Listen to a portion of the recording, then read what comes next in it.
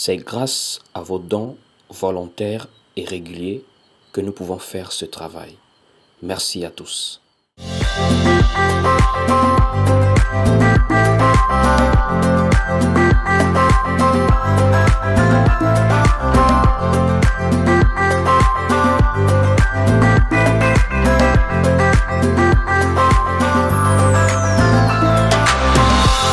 Nous parlons ici de la bonne nouvelle du royaume. La bonne nouvelle du royaume qui est dans le livre de Matthieu, chapitre 24, à partir du verset 14.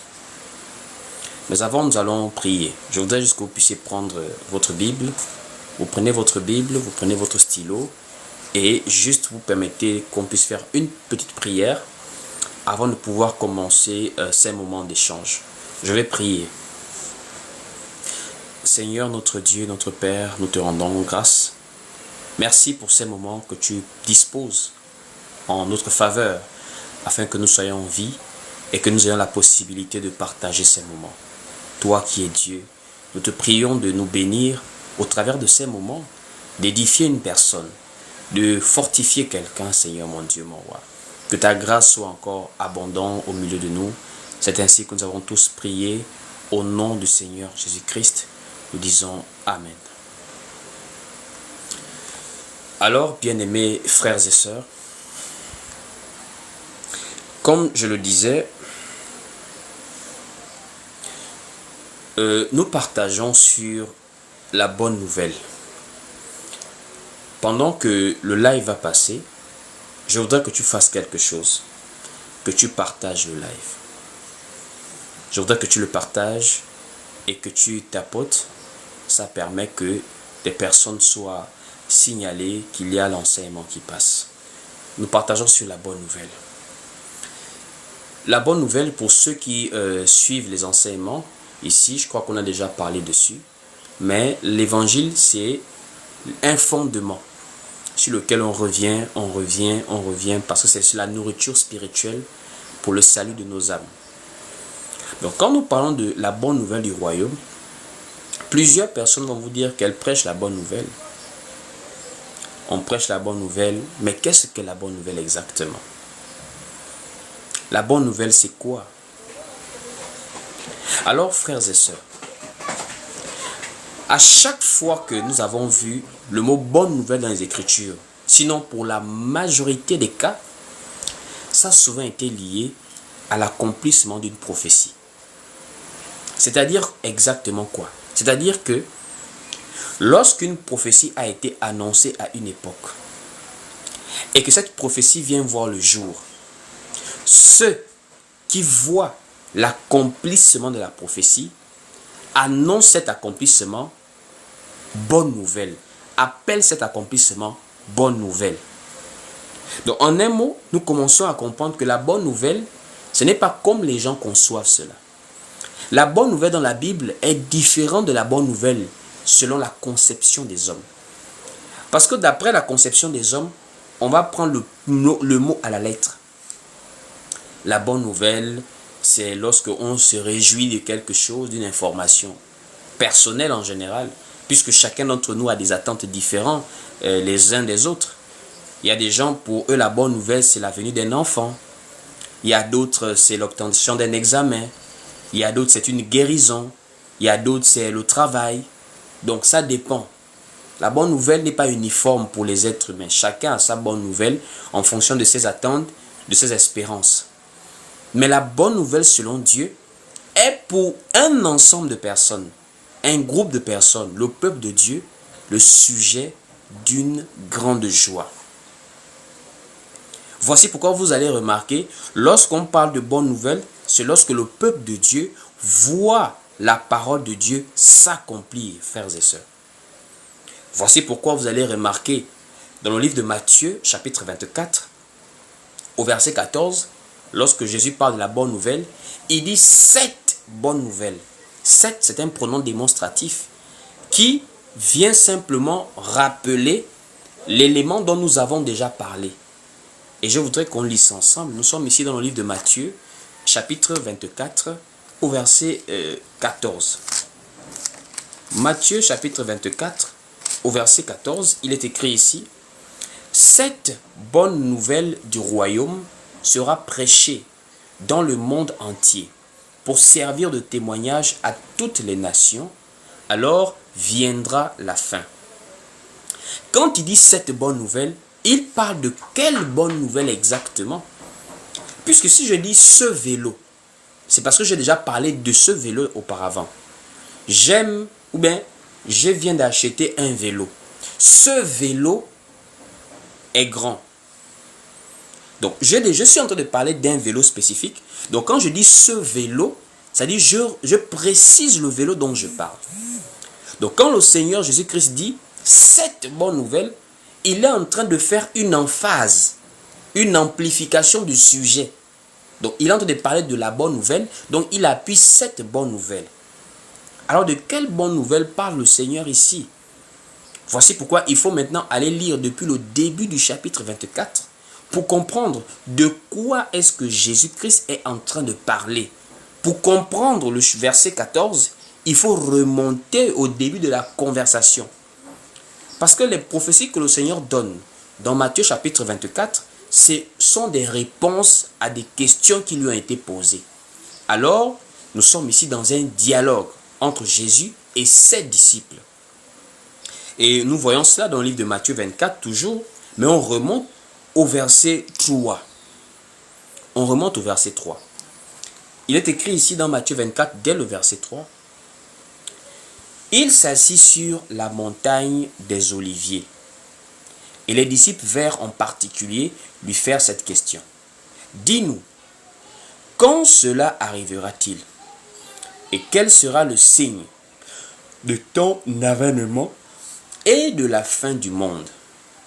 Donc, ce sont les questions qui lui ont été posées à la base. Jésus ne s'est pas mis à parler de lui-même. On lui a posé des questions. Jésus répond à des questions qui lui ont été posées. C'est en réponse à des questions posées que Jésus commence maintenant à faire un discours. Il dit ici au verset 4, Jésus leur répondit, prenez garde que personne ne vous séduise. Prenez garde que personne ne vous séduise. Car plusieurs viendront sous mon nom, disant, c'est moi qui suis le Christ, et ils séduiront beaucoup de gens. Au verset 14, Jésus va dire cette bonne nouvelle. Donc là maintenant, nous sommes au verset 4-5. Il est maintenant en train de parler de la bonne nouvelle qui va les amplifier avec le 7, ce pronom démonstratif au verset 14. Donc il dit déjà cette bonne, il dit car plusieurs viendront sous mon nom, disant c'est moi qui suis le Christ, et ils séduiront beaucoup de gens. Au verset 6, vous entendrez parler de guerre et de bruit de guerre. Gardez-vous d'être troublés, car il faut que ces choses arrivent, mais ce ne sera pas encore la fin. Une nation se lèvera contre une nation, et un royaume contre un royaume. Et il y aura en divers lieux des famines et des tremblements de terre. Tout cela ne sera que le commencement des douleurs. Alors, on vous livrera au tourment, et l'on vous fera mourir, et vous serez haïs de toutes les nations à cause de mon nom. Alors aussi plusieurs succomberont, et ils se haïront les uns, et ils se trahiront, se haïront les uns les autres. Plusieurs faux prophètes s'élèveront, et ils séduiront beaucoup de gens. Et parce que l'iniquité se sera accrue, la charité du plus grand nombre se refroidira. Mais celui qui persévérera jusqu'à la fin sera sauvé. 7. Donc Jésus est maintenant en train de dire 7 en rapport avec tout ce qu'il vient d'énumérer. Jésus est maintenant en train de dire 7. Cette bonne nouvelle du royaume sera prêchée dans le monde entier pour servir de témoignage à toutes les nations. Alors viendra la fin. Frères et sœurs, ici là, quand il emploie le mot bonne nouvelle, c'est le rappel de tout ce qu'il vient d'énumérer. Quand Jésus parle du mot bonne nouvelle ici, il est en train de parler du rappel de tout ce qu'il a énuméré. Et ce n'est pas le seul exemple. où on parle de bonnes nouvelles relatives à une prophétie qui vient de s'accomplir. Regardez par exemple même la venue de Jean-Baptiste. Jean-Baptiste a été annoncé dans le livre de Malachie. Dans Malachie, on parle de Jean-Baptiste qui va arriver, qui aura l'esprit et la puissance d'Élie. Lorsque Jean-Baptiste arrive, l'ange Gabriel qui est envoyé auprès de Zacharie va appeler l'accomplissement de cette prophétie bonne nouvelle.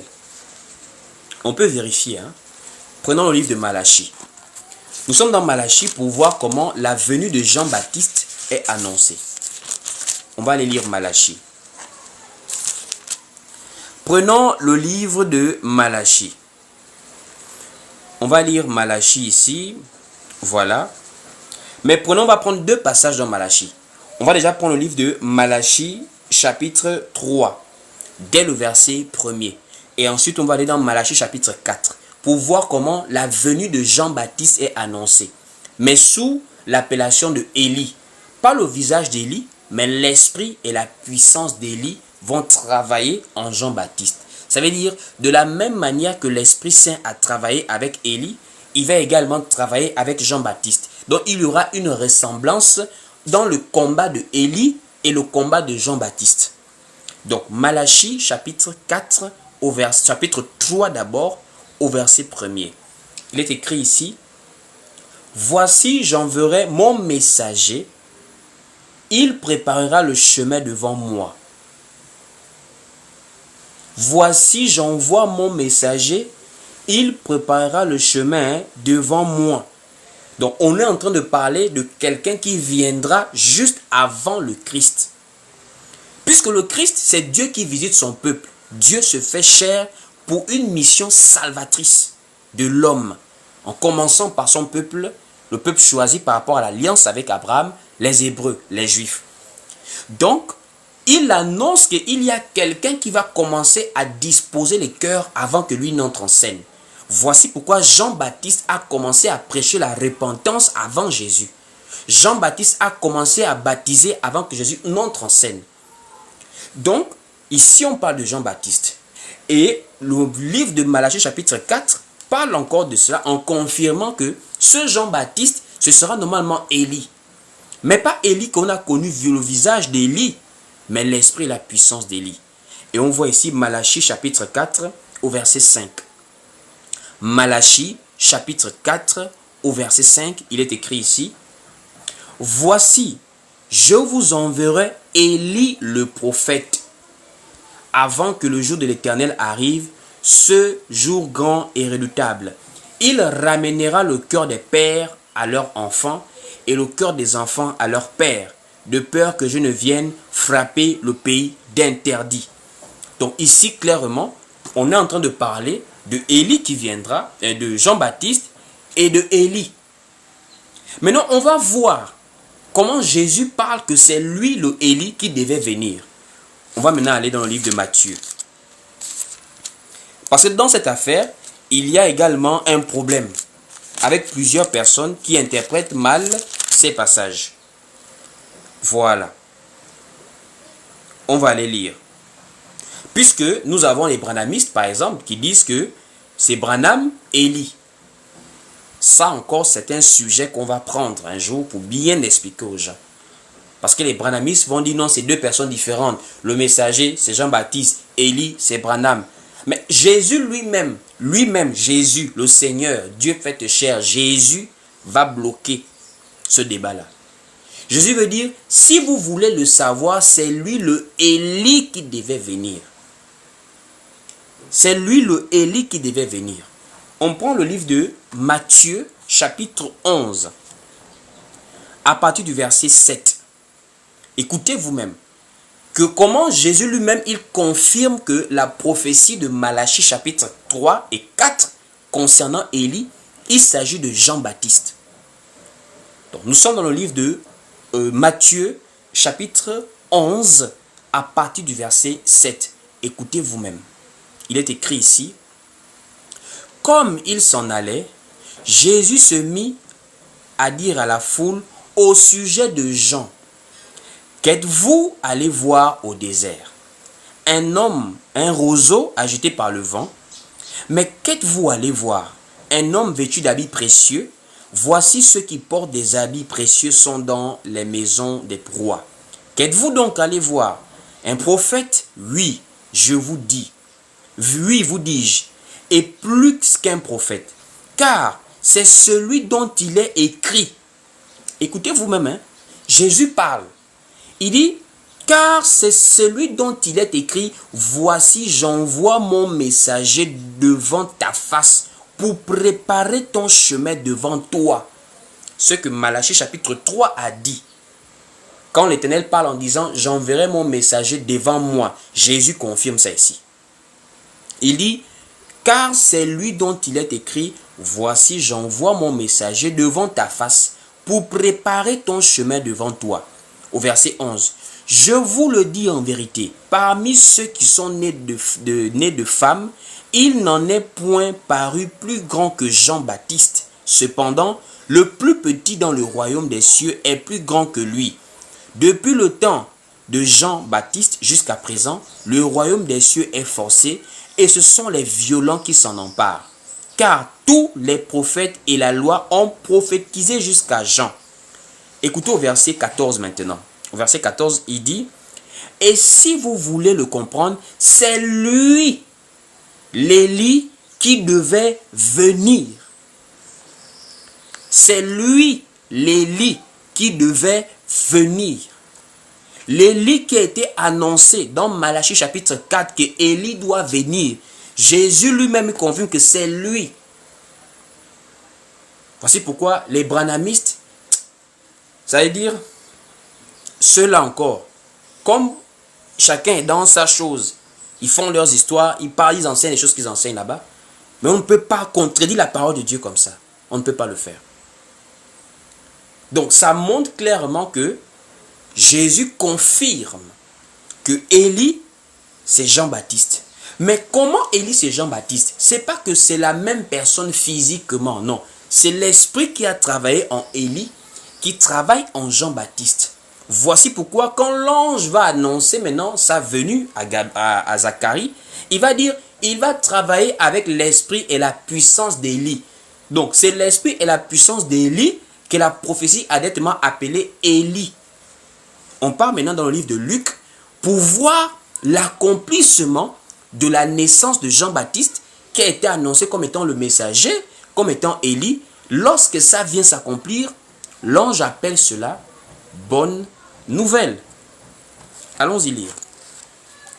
Nous sommes dans le livre de Luc. Luc chapitre 1er. On va lire. Luc chapitre 1er. Voilà. À partir du verset même 5, on va lire un peu, beaucoup. Donc, il faut écouter. Luc chapitre 1er, à partir du verset 5. On lit en descendant. Continue à partager et à tapoter. Luc chapitre 1er, dès le verset 5. Il est écrit ici. Du temps d'Hérode, roi de Judée, il y avait un sacrificateur nommé Zacharie, de la classe d'Abia. Sa femme était d'entre les filles d'Aaron et s'appelait Élisabeth. Tous deux étaient justes devant Dieu, observant d'une manière irréprochable tous les commandements et toutes les ordonnances du Seigneur. Ils n'avaient point d'enfants parce qu'Élisabeth était stérile, et ils étaient l'un et l'autre avancés en âge. Or, pendant qu'il s'acquittait de ses fonctions devant Dieu, selon le tour de sa classe, il fut appelé par le sort, d'après la règle du sacerdoce, à entrer dans le temple du Seigneur pour offrir le parfum. Toute la multitude du peuple était dehors en prière, à l'heure du parfum. Alors, un ange du Seigneur apparut à Zacharie et se tint debout à droite de l'autel des parfums. Zacharie fut troublé en le voyant, et la frayeur s'empara de lui. L'ange lui dit, ne crains point Zacharie, car ta prière a été exaucée. ta femme Élisabeth t'enfantera un fils et tu lui donneras le nom de Jean. Et tu lui donneras le nom de Jean. Il sera pour toi un sujet de joie et d'allégresse, et plusieurs se réjouiront de sa naissance. Car il sera grand devant le Seigneur. Il sera quoi? Grand devant le Seigneur.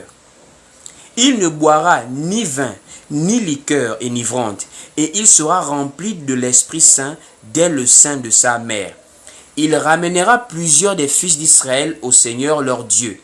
Il marchera devant Dieu avec quoi? L'esprit et la puissance d'Élie.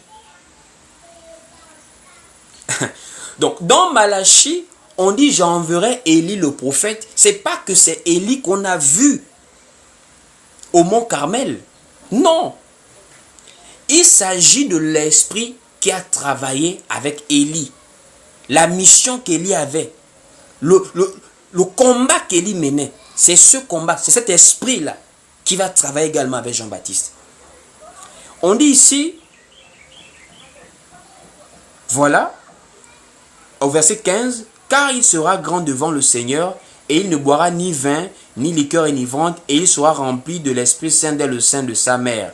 Il ramènera plusieurs des fils d'Israël au Seigneur leur Dieu. Il marchera devant Dieu avec l'esprit et la puissance d'Élie pour ramener les cœurs des pères vers les enfants et les rebelles à la sagesse des justes, afin de préparer au Seigneur un peuple bien disposé. » Écoutez la suite. Zacharie dit à l'ange, « À quoi reconnaîtrai-je cela?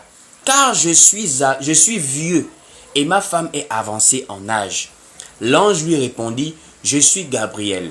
Je me tiens devant Dieu. J'ai été envoyé pour te parler et pour t'annoncer cette bonne nouvelle. Voici, tu seras muet et tu ne pourras parler jusqu'au jour où ces paroles arriveront, parce que tu n'as pas cru à mes paroles, qui s'accompliront en leur temps. Cependant, écoutez maintenant, au verset 19, écoutez ce que l'ange dit. L'ange dit ici au verset 19, l'ange lui répondit, « Je suis Gabriel, je me tiens devant Dieu.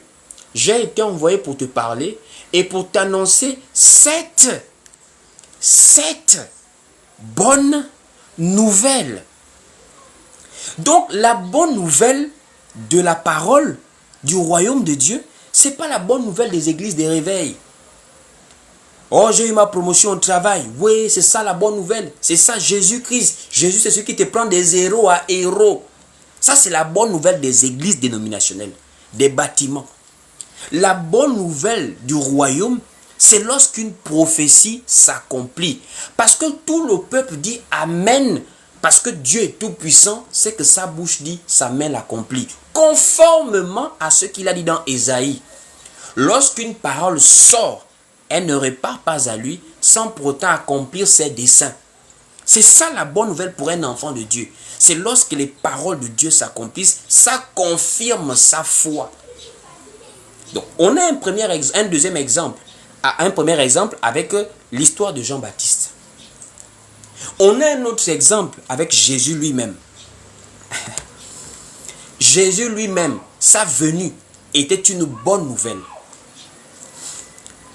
Quand Jésus a été annoncé dans plusieurs livres des prophètes, il y a un livre qui nous montre où il devait naître, à Bethléem. Et ici, nous sommes dans le livre de Michée, chapitre 5, où on nous dit celui qui paîtra Israël, le chef, va naître dans une petite ville appelée Bethléem. On va lire ça ensemble. Prenons le livre de Michée, chapitre 5, dès le verset 1er. Michée, au chapitre 5, dès le verset 1er. On va lire ensemble. Voilà, Michée, chapitre 5, dès le verset 1er. Il est écrit ici, « Et toi, Bethléem, Ephrata, petite entre les milliers de Juda, de toi sortira pour moi celui qui dominera sur Israël, et dont l'origine remonte aux temps anciens. » Vous voyez un peu, on dit Bethléem. On dit Bethléem. Et cela est confirmé même par les scribes et les sacrificateurs. Puisque le jour où Hérode va apprendre que le roi des Juifs est né, Hérode va aller chercher à confirmer l'information auprès de ceux qui observaient les saintes lettres, de ceux qui écrivaient et de ceux qui prêchaient la loi. Il va maintenant aller vers les sacrificateurs, vers les scribes, pour leur poser la question, est-ce que vraiment cette affaire est vraie? Et ils vont confirmer la prophétie de Michée. Et nous sommes ici dans le livre de Matthieu, chapitre 2. Allons-y lire. On va prendre Matthieu. Matthieu au chapitre 2. Écoutez vous-même. À partir du verset même premier, pour bien comprendre. Donc, Matthieu chapitre 2, on part confirmer la prophétie qui annonce la venue de Jésus-Christ comme étant le chef qui paîtra Israël, le roi des Juifs, dans la ville de Bethléem. Donc, Matthieu chapitre 2, dès le verset premier, en descendant. Écoutez vous-même. Jésus étant né à Bethléem, en Judée, au temps du roi Hérode, voici des mages d'Orient arrivèrent à Jérusalem et dirent, où est le roi des Juifs qui vient de naître? Car nous avons vu son étoile en Orient et nous sommes venus pour l'adorer. Naturellement, le roi Hérode est pris de panique, puisque ce sont des mages, ce sont des astrologues, ce sont des gens qui observent la constellation. Ils suivent une étoile particulière depuis l'Orient et ils arrivent jusqu'à Jérusalem pour pouvoir adorer le roi des Juifs. Mais le problème, c'est que quand ils arrivent, ils trouvent celui qui est le roi à l'époque au niveau de Jérusalem. Ils voient le roi Hérode. Mais Hérode est dépassé pour dire, vous parlez d'un roi qui vient de naître, alors que moi je suis vieux, je suis déjà un homme. Mais qu'est-ce qui se passe? Après maintenant, au verset 3, la parole dit, le roi Hérode ayant appris cela fut troublé. Et tout Jérusalem avec lui. Il assembla tous les principaux sacrificateurs et les scribes du peuple et il s'informa auprès d'eux où devait naître le Christ. Donc la prophétie de Michée est maintenant une prophétie qui doit être vérifiée maintenant. Et il assemble maintenant les scribes et les sacrificateurs. Il n'a pas dit d'où devait naître un enfant. Il a dit d'où devait naître le Christ, qui est le roi des Juifs. Écoutez vous-même ce qu'ils vont répondre. Au verset 6 de Matthieu chapitre 2, il est écrit ici, à partir du verset 5 plutôt, ils lui dirent, à Bethléem, terre de Juda, terre de Judée, voilà, car voici ce qui a été écrit par le prophète. Et toi, Bethléem, terre de Juda, tu n'es certes pas la moindre entre les principales villes de Juda, car de toi sortira un chef qui paîtra Israël, mon peuple. Donc ici, nous voyons que la prophétie est confirmée. Maintenant, écoutons comment l'ange va appeler cela lorsqu'il va apparaître au berger. Écoutez comment l'ange appelle cela. Nous sommes maintenant dans Luc chapitre 2, à partir du verset 10. Luc chapitre 2, à partir du verset... Le jour que Jésus naît. Le jour que Jésus naît, ça se confirme. C'est ce qu'on appelle un dialogue interversé. On est ici maintenant dans le livre de Luc chapitre 2, à partir du verset même 8, pour bien comprendre. Il est écrit ici, il y avait dans cette même contrée des bergers qui passaient dans les champs, les veilles de la nuit, pour garder leurs troupeaux. Et voici un ange du Seigneur leur apparut, et la gloire du Seigneur resplendit autour d'eux. Ils furent saisis d'une grande frayeur. Mais l'ange leur dit, ne craignez point, car je vous annonce une bonne nouvelle qui sera pour tout le peuple le sujet d'une grande joie. Le sujet d'une grande joie.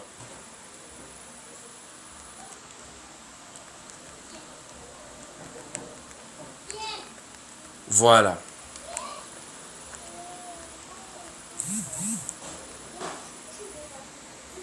Donc, nous voyons comment l'ange appelle ça ici, mais l'ange leur dit, ne craignez point, car je vous annonce une bonne nouvelle. Donc la bonne nouvelle, c'est le fait de voir comment la prophétie de Michée s'est accomplie. La bonne nouvelle, c'est de voir comment la prophétie de Malachie s'est accomplie. Vous voyez un peu?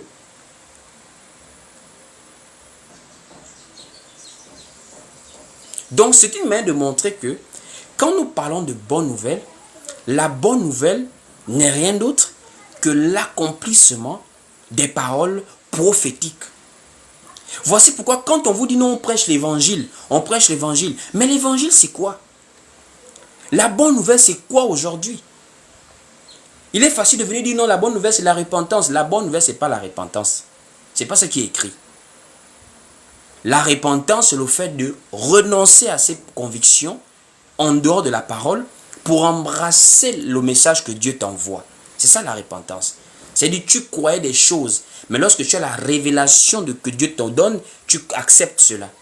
Les Juifs ne sont pas repentis parce que c'était des païens. Ils se sont repentis parce que l'adoration charnelle par la loi avait pris fin lorsque Christ est arrivé. Mais quand on parle typiquement de la bonne nouvelle, il s'agit de l'accomplissement des prophéties du Seigneur. Ainsi, quand tu prends ton téléphone pour ouvrir ton TikTok, pour chercher les prières, chercher les prédications, quand chaque dimanche, tu te rends dans un bâtiment, est-ce que tu sais ce que c'est que la bonne nouvelle aujourd'hui? Au vu de ce que je viens de dire, au vu des exemples que j'ai pris, que quand on parle de bonne nouvelle, on parle de l'accomplissement des paroles prophétiques. Aujourd'hui, qu'est-ce qui a été annoncé par le Seigneur, par les apôtres et même par les prophètes que l'on peut voir s'accomplir aujourd'hui en notre époque? Parce que quand ça s'accomplit, pour nous, Église, ça nous conforte dans notre foi que Dieu est vrai, Dieu est vivant et Christ revient prendre son Église. Qu'est-ce qui montre aujourd'hui que nous sommes dans les derniers jours? Quelle est la bonne nouvelle? Quelle est la prophétie qui s'est accomplie, qui nous montre aujourd'hui que nous sommes dans les derniers jours? Qui s'est accompli, qui montre aujourd'hui la bonne nouvelle d'aujourd'hui? Alors, frères et sœurs, il y a tellement de choses à dire. Là, on peut faire plusieurs lives là-dessus. Tellement de choses à dire. On va prendre quelques points seulement. Est-ce que vous êtes avec moi? On va prendre quelques points. On va prendre quelques points. On ne va pas prendre trop de points. On va prendre quelques points. Alors, prenons un peu quelque chose qui se passe dans le livre d'Apocalypse. Dans le livre d'Apocalypse, lorsque Jean a la vision d'Apocalypse, il va voir un homme qui marche sur 7 chandeliers d'or. Il va voir beaucoup de choses. Ayant 7 étoiles dans sa main, beaucoup de choses. Et il va commencer à voir comment le Fils de l'homme, sinon le Seigneur, adresse des reproches aux églises. Les églises qui étaient relatives aux villes, à l'époque en Asie mineure, là-bas, vers la Turquie. Donc, on a l'église d'Éphèse, de Thyatire, de Sardès, de Philadelphie, etc., jusqu'à Laodicée. Mais il y a une lettre, il y a un reproche qui est envoyé à une église, où on nous parle de Jézabel. Alors que nous le savons tous bien, vous et moi, que Jézabel est morte depuis des siècles. Au moment où Jean est en vie, parce qu'aujourd'hui, en 2025, ça fait des millénaires qu'elle est morte. Mais je dis, au temps de Jean, ça faisait plusieurs siècles qu'elle était morte. Et sa mort a été racontée dans la Bible, dans le livre des rois. Elle est morte à Jezreel. Elle a été mangée par des chiens. Mais dans Apocalypse, Jézabel réapparaît. On va aller doucement. On va aller doucement. Jézabel, c'était qui? C'était une femme, je crois, sidonienne, qui va maintenant s'allier par mariage avec un juif au nom d'Akab, qui est déjà un mariage problématique. Parce qu'en Israël, il fallait se marier entre juifs. Mais lui, pas déjà prendre une femme étrangère.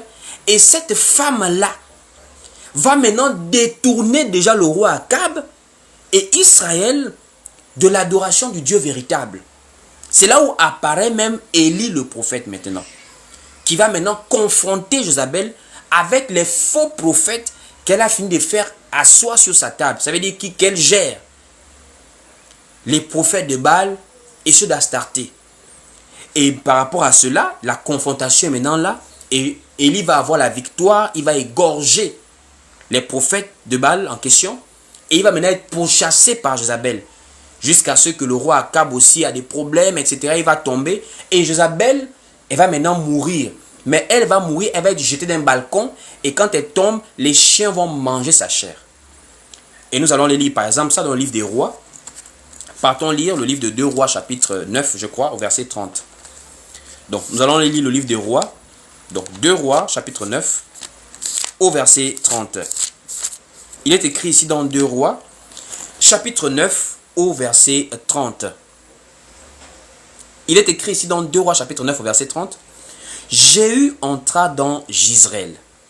Jézabel l'ayant appris, mit du fard à ses yeux et se para la tête. Et regarda par la fenêtre. Comme Jéhu franchissait la porte, elle dit, est-ce la paix, nouveau Zimri, assassin de son maître? Il leva le visage vers la fenêtre et dit, qui est pour moi? Qui? Et 2 ou 3 eunuques le regardèrent en s'approchant de la fenêtre. Il dit, jetez-la en bas. Et la jetèrent. Et il rejaillit de son sang sur la muraille et sur les chevaux. Jéhu la foula aux pieds. Puis il entra, mangea et but. Et il dit, allez voir cette maudite et enterrez-la, car elle est fille de roi. Ils allèrent pour l'enterrer, mais ils ne trouvèrent d'elle que le crâne, les pieds et les paumes des mains. Ils retournèrent l'annoncer à Jéhu qui dit, c'est ce qu'avait déclaré l'Éternel par son serviteur Élie, le Tishbite, en disant, les chiens mangeront la chair de Jézabel dans le champ de Jizréel. Et le cadavre de Jézabel sera comme du fumier sur la face des champs, dans le champ de Jizréel, de sorte qu'on ne pourra dire c'est Jézabel. Ici, on est en train de parler de la mort de Jézabel. Donc, nous sommes tous d'accord que Jézabel est morte depuis. Des chiens ont mangé sa chair, au point sur le crâne qu'on a retrouvé, les paumes des mains, les pieds. On ne reconnaissait même plus que c'était elle. Mais nous, on se pose la question. Sur quelle base on la retrouve dans l'Apocalypse? Le livre qui nous relate les derniers jours. Le livre de révélation et de symboles. Le livre qui cache les derniers mystères dans les derniers jours. On parle de Jézabel là-bas. Pourquoi? Alors qu'elle est décédée depuis. On va maintenant aller voir Jézabel en question dans le livre de maintenant Apocalypse, chapitre 2. Allons-y lire. Nous sommes dans Apocalypse, chapitre 2. Nous sommes ici à partir du verset 19 à 20. Apocalypse, chapitre 2, du verset 19 à 20. On va même prendre à partir du verset même 18. Apocalypse, chapitre 2, à partir du verset 18. Écoutez vous-même. Il est écrit à l'ange de l'église de Thyatire. Voici ce que dit le Fils de Dieu, celui qui a les yeux comme une flamme de feu, et dont les pieds sont semblables à de l'airain ardent. Je connais tes œuvres, ton amour, ta foi, ton fidèle service, ta constance et tes dernières œuvres, plus nombreuses que les premières. Mais ce que j'ai contre toi, c'est que tu laisses la femme Jézabel, qui se dit prophétesse, enseigner et séduire mes serviteurs pour qu'ils se livrent à l'impudicité et qu'ils mangent des viandes sacrifiées aux idoles. Frères et sœurs, on va continuer. Je lui ai donné du temps afin qu'elle se repentît, et elle ne veut pas se repentir de son impudicité. Voici, je vais la jeter sur un lit et envoyer une grande tribulation à ceux qui commettent adultère avec elle, à moins qu'ils ne se répandent de leurs œuvres. Alors, moi je veux savoir, on continue au verset même 23. Je ferai mourir de mort ses enfants, et toutes les églises connaîtront que je suis celui qui sonde les reins et les cœurs, et je vous rendrai à chacun selon ses œuvres. Comment Jézabel, qui est morte à Jezreel, se retrouve dans l'Apocalypse. Et vous savez, hein, dans les textes, pour ceux qui ont l'analyse des textes, ceux qui ont fait des études de français, vous savez qu'il y a ce qu'on appelle l'emphase, c'est-à-dire l'appui. C'est-à-dire on dit Jézabel la femme. Alors qu'on sait que dans les textes bibliques, quand on parle de Jézabel, c'était une femme. C'est un nom qu'on a attribué à une femme. Mais Apocalypse fait exprès. Ça veut dire, dans l'Apocalypse, c'est un fait exprès. On dit la femme Jézabel. On dit la femme. On est en train d'appuyer d'abord sur le sexe de la personne. Il faut comprendre les Écritures entre les lignes. Ça, c'est au niveau de la révélation. On ne dit pas Jézabel simplement. On commence par appuyer sur le sexe de la personne. Parce qu'on va parler de ce qu'elle est en train de faire. Elle est en train d'enseigner. Elle est en train d'enseigner. Voici pourquoi la parole appuie en disant la femme Jézabel, qui se dit prophétesse, enseigner et séduire mes serviteurs. Vous réalisez vous-même. On dit ici, au verset 20. Mais ce que j'ai contre toi, c'est que tu laisses la femme Jézabel, qui se dit prophétesse, enseigner et séduire mes serviteurs. Donc en un mot, on commence à ressortir le dilemme qui se pose entre la femme et l'enseignement. Mais pourquoi on met Jézabel dans cette affaire? Parce que Jézabel, c'est un esprit d'émancipation de la femme et de l'égalité des sexes. Voici pourquoi c'est l'une des femmes les plus terribles, les plus malsaines de la Bible. Voici pourquoi on la ressort par rapport au fait que la femme veut enseigner. Parce que pour enseigner, il faut devenir l'égal de l'homme dans le service, dans l'église. Or, l'égalité entre l'homme et la femme après le péché n'est pas possible. Parce que pour enseigner, il faut de l'autorité. Or, l'autorité est très malsain quand une femme l'a devant un homme.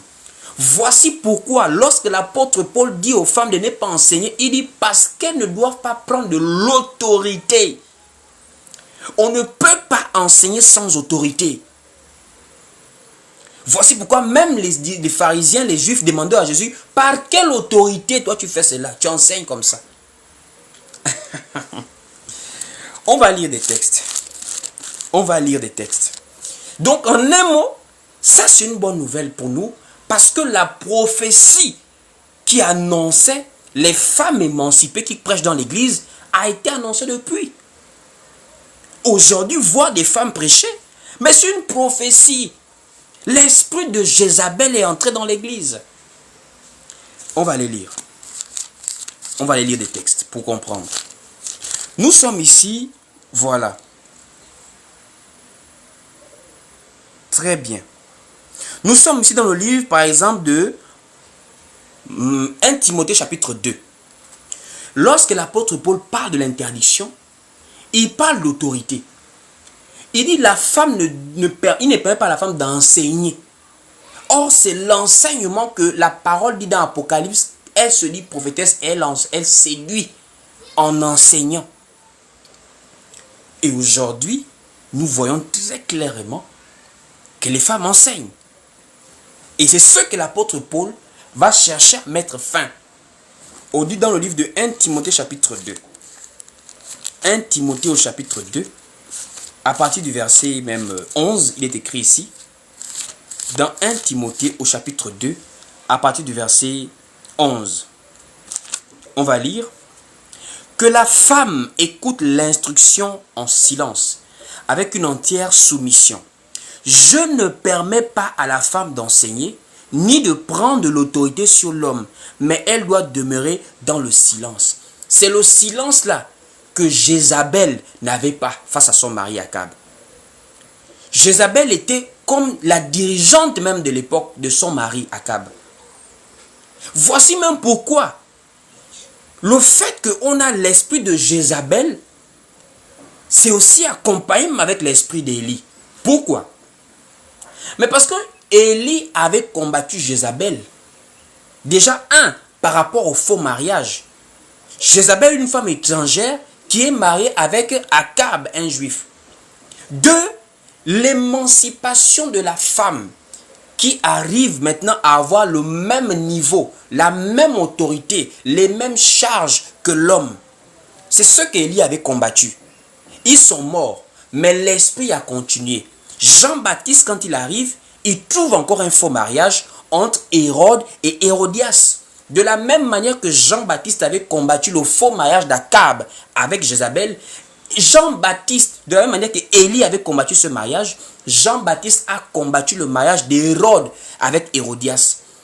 Et Hérodias était une femme avec la même cruauté que Jézabel, parce que c'est elle qui va maintenant inciter sa fille à demander la tête de Jean-Baptiste sous serment du roi Hérode.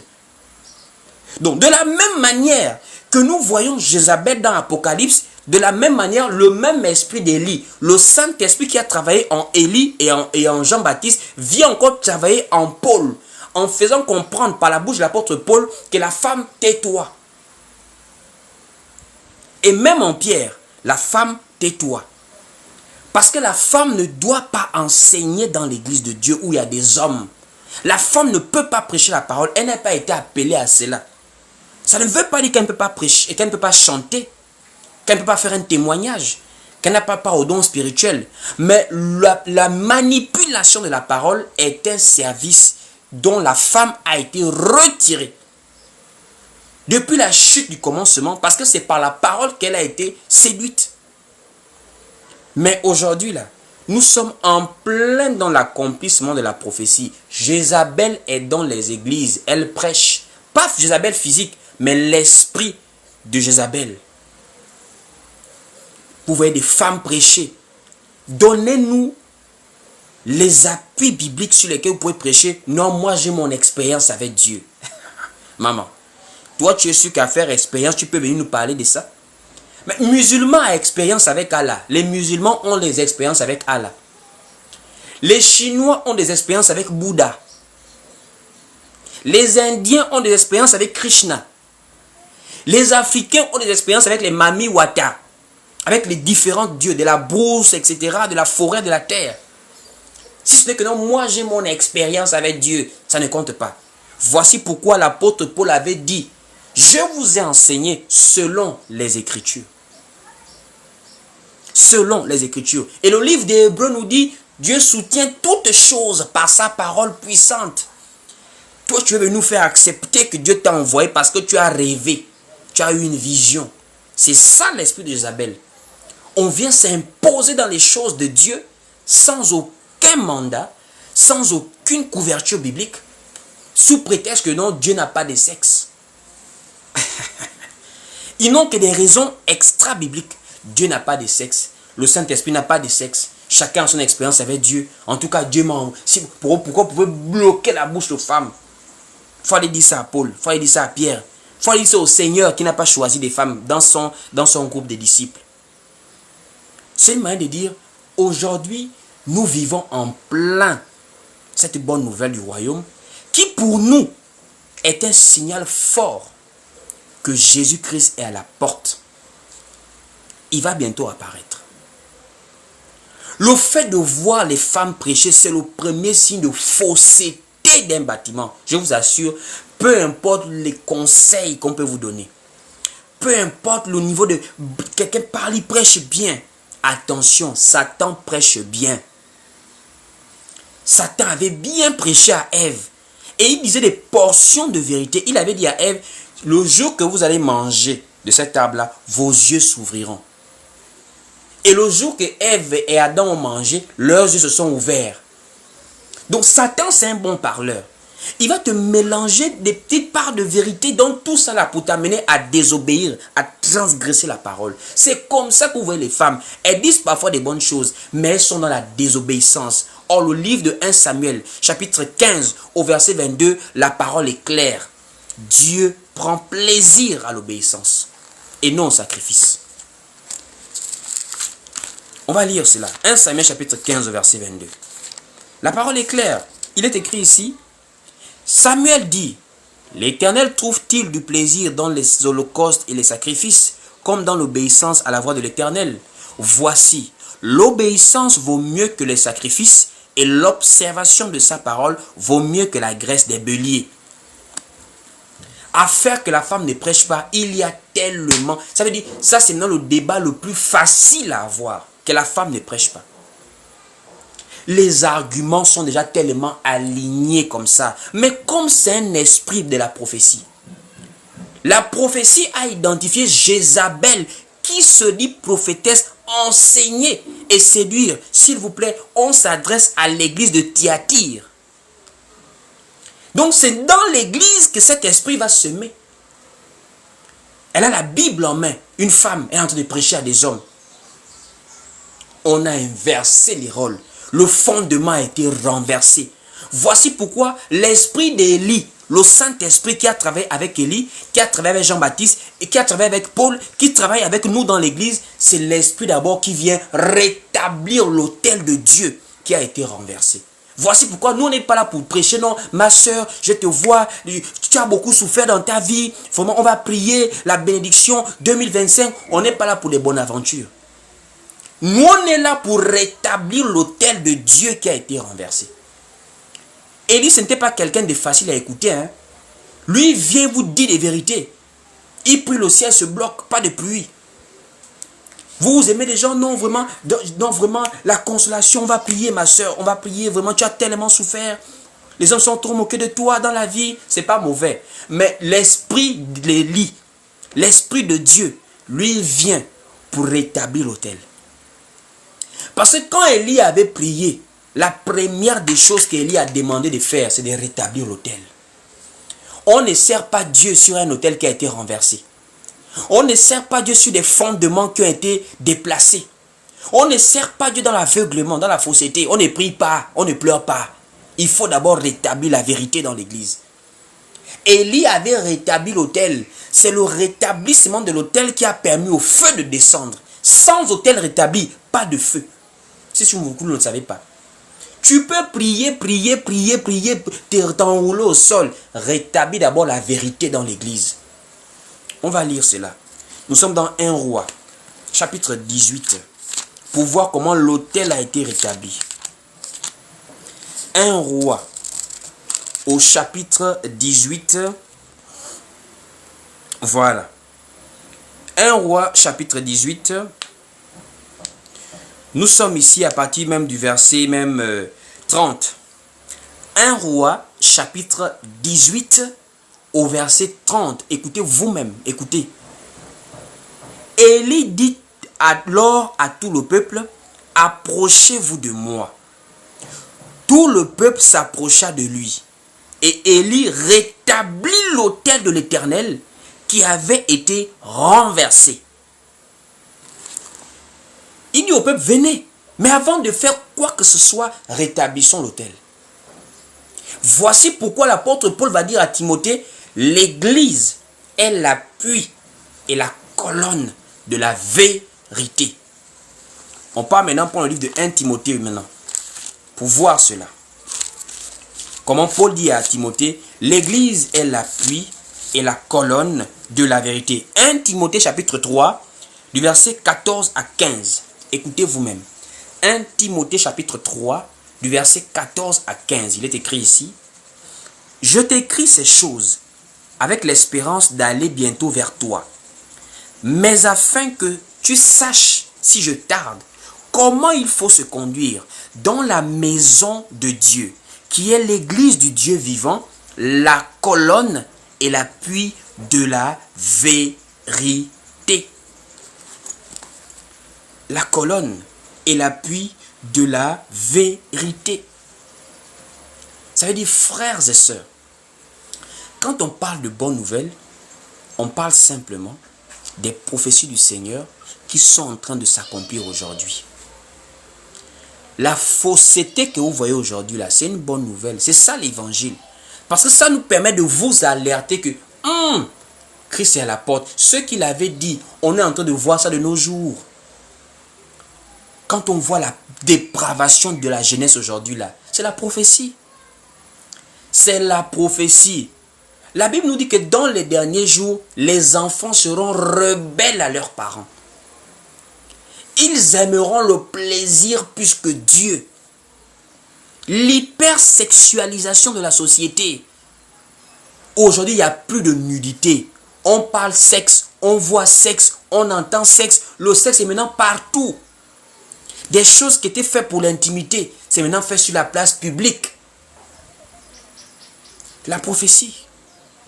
Ça encore, nous pourrons développer ça sur un prochain live concernant toujours même le même thème, la bonne nouvelle, avec les sous-thèmes comme ça. Les réalités de ce monde actuel, qui sont le résultat confirmé des prophéties bibliques. Que Dieu véritablement, par cet enseignement de ce jour, puisse t'interpeller, toi, qui est encore dans le tantôt plus tôt, qui est encore dans le milieu. Tu ne crois pas trop, les femmes aussi ont la grâce, mon frère, ce n'est pas une affaire de grâce. Je dis, Satan prêche. Dans le jardin d'Éden, il a pris la parole de Dieu. Devant Satan, il a pris la parole de Dieu pour essayer d'induire. Devant Jésus, il a voulu tromper Jésus avec la parole. Mais Jésus, c'était la parole lui-même faite chair. Il a repoussé le diable. Mais Ève, elle était tombée. Si tu penses que parce que quelqu'un parle bien, que forcément c'est un serviteur de Dieu, c'est une servante de Dieu, tu es déjà dans l'erreur. La parole de Dieu doit être ce qui appuie nos propos. Si tu peux savoir si je suis vrai ou faux là, c'est ça. Ça te protège. Mais une femme qui prêche, elle ne peut pas te donner des justificatifs sur la parole de Dieu. Jamais. Ça montre que tu es séduit. Et il faut te repentir, si c'est le cas. Pour toi aujourd'hui qui sait que la femme ne prêche pas, demeure ferme dans ça. C'est la séduction. Et c'est l'un des points qui montre vraiment que la parole de Dieu est vraie de nos jours. Vraiment que Dieu vous bénisse. Nous allons nous arrêter par là pour le moment. Voilà, nous sommes arrivés au terme de nos moments d'échange. Comme vous le savez, nous c'est beaucoup plus dans la soirée souvent que nous avons nos lives. Mais ça peut également arriver par moments en journée, voilà. Pour ceux qui veulent nous suivre, nous sommes beaucoup sur les soirées. Nous sommes sur YouTube également, la chaîne Willy Bendon. Le lien est sur ma bio. Et sur Facebook et sur Instagram. Donc pour ceux qui sont arrivés en fin de live, vous pourrez aller reçuivre l'enseignement complet là-bas. Et ceux qui veulent nous contacter, nous sommes joignables au plus 241 74 31 70 87. Donc vraiment que Dieu vous bénisse. Soyez bénis, restez fortifiés. Et on se dit par la grâce de Dieu, on se voit à un prochain live. Shalom, shalom. Et paix et grâce à tout le monde. Pour plus d'édification, suivez-nous sur Facebook, YouTube, TikTok et Instagram. Que Dieu vous bénisse.